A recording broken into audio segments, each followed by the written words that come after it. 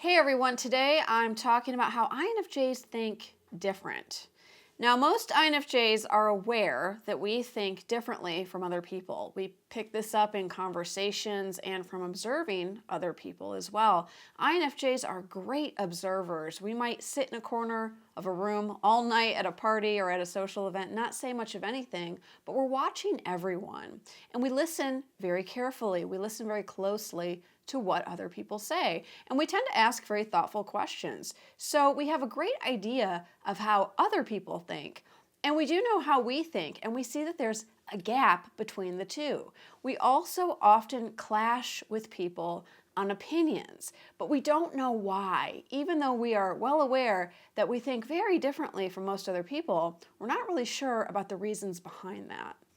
Another thing that happens with the way that INFJs think differently is that we tend to trigger other people. We don't mean to trigger other people. In fact, we hate it when this happens because when someone else is triggered, they might get upset, they might have a negative reaction, they might even get angry or yell at us or say something sharp or snap at us. This makes INFJs very uncomfortable. Most INFJs have a very deep-seated fear of other people getting angry at them or getting in trouble with someone else. Even if the other person is not an authority figure, we do tend to have this fear that we are in trouble in some ways. If we feel like we stuck our foot in our mouth or we said the wrong thing or we triggered someone else, this can be very uncomfortable for us. And this can happen a lot of the time.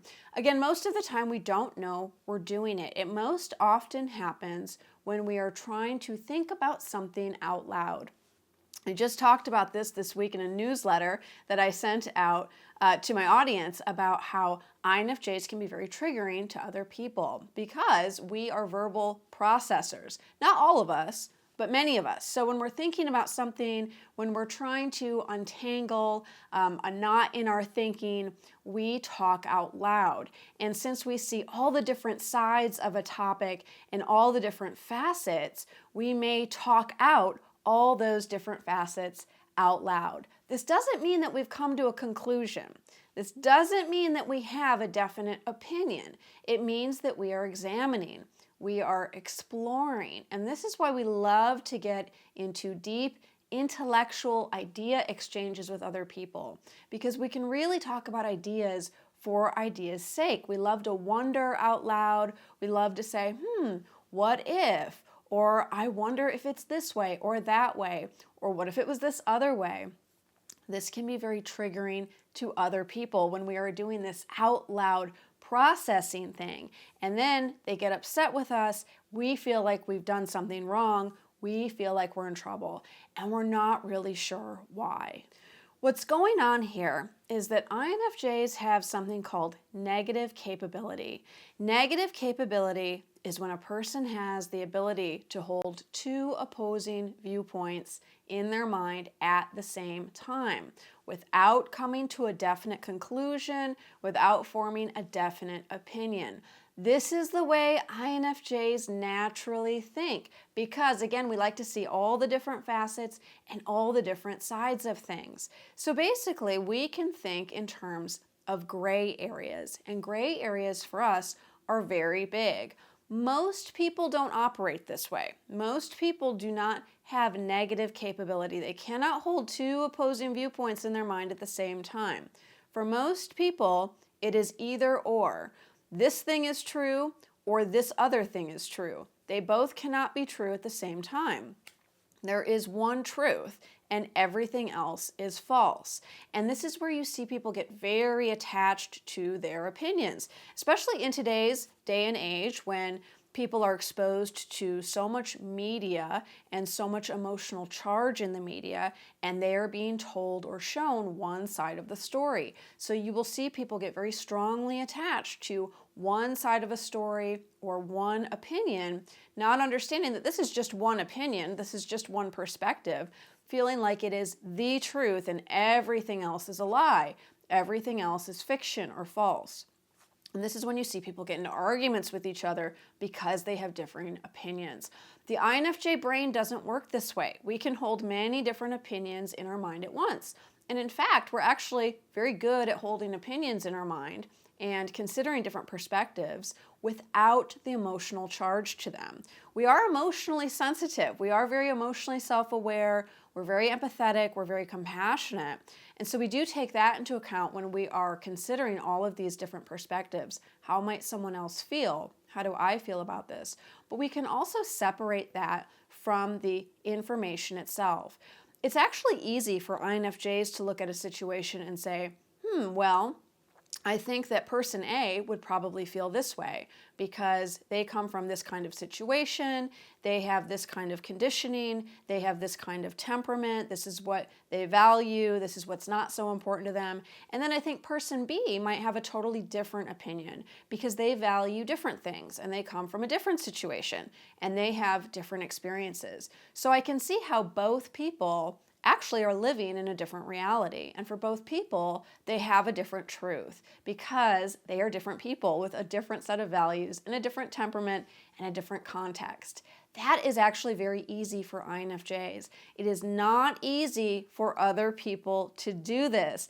In fact, if you've ever been in workplace sensitivity training, or you've had to do any sort of emotional awareness training, or how to actively listen to others, for INFJs, when we do this kind of training, we always think, I can't believe that I'm being trained on this or that they're having to train people on this. This is so easy because this is what we do naturally. It doesn't come naturally to other people, which is why you see these kinds of trainings in workplaces, which we definitely need. We definitely need to increase the empathy in our society today. But this is something that INFJs really miss because it is so natural to us. We don't see what a strength it is. We don't see what an asset it is, and we don't see how differently we think in this way from other people.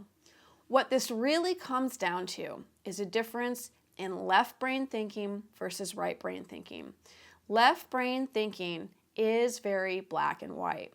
Now, there's nothing wrong with that. Black and white thinking can be very helpful, especially if you are focused on problem solving, because with black and white thinking, the either-or situation does apply. You are evaluating a possible solution, and it either works or it doesn't. That screwdriver either fits what you're trying to do, or you need a different size screwdriver. There's not very many shades of gray in between. But when we get into problems of humanity or problems of emotions or problems of differing sets of values, that's when the shades of gray do come in. And that's when the left brain thinkers really struggle because it's not black and white. Right brain thinkers are much more comfortable with things being open-ended. They're much more comfortable with possibilities. They're much more comfortable with holding opposing viewpoints in their mind at the same time. So what happens when a very strong left brain thinker comes into contact with a very strong right brain thinker, the left brain thinker can get really triggered because it feels like the right brain thinker is maybe attacking them or being confrontational or contradicting them or questioning their competence. When the right brain thinker isn't trying to do this at all. The right brain thinker is just trying to open up possibilities, look at all the different facets, think out loud, and really dissect all the different layers of the situation. So this is what's happening a lot of the time when INFJs are triggering other people. Other people are finding the INFJ confrontational or may think the INFJ is questioning their judgment when that's not what we're doing at all. We are just being our natural right brain thinker self, and that is triggering to the other person. So what is the solution here? The solution, most of the time, for most INFJs, is wait to share. Wait to share. What does that mean? Well, we want to wait to share in a conversation to see if the other person might be open to the way we think, to the way we see things. And we also want to wait to share overall. So that means we observe the person over time if we can. We wait until we have a better grasp on their personality and their temperament, and then we take that into account when we are deciding what to share. So if we are working with someone who we know is a thinker and a very strong left brain thinker, we remind ourselves that it's very important to that person that they appear competent. And it might be important to that person that they feel like they're not being questioned. If this is a boss or a manager at work, same thing applies. That might be very important to them that they feel they are not being questioned. And so we pause and we say, is this person really interested in hearing about all the different shades of gray in between solution A and solution B? Is this person really open enough to look at all the different facets of this situation? Is this person able to hold differing opinions on the situation in their own mind, even if some of those opinions they really might not agree with?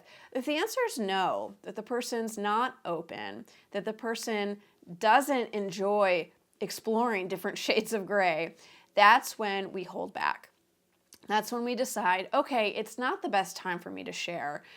Maybe I'll save this for when I go home and I talk to my partner, or I talk to a trusted friend, someone who I know does really value my right brain point of view. But for now, I'm going to keep this to myself. I'm going to wait to share, and I might not even share at all, and that's okay. If you enjoyed this video or you found it helpful, please like and subscribe. Please like the video and subscribe to my channel. Please also make sure you pick up my free gift. The link is below. It's a short ebook called Conquering the Fear of Being Seen. And thank you so much for watching. Thank you everyone who leaves a comment on these videos. I really appreciate it. I will see you next time.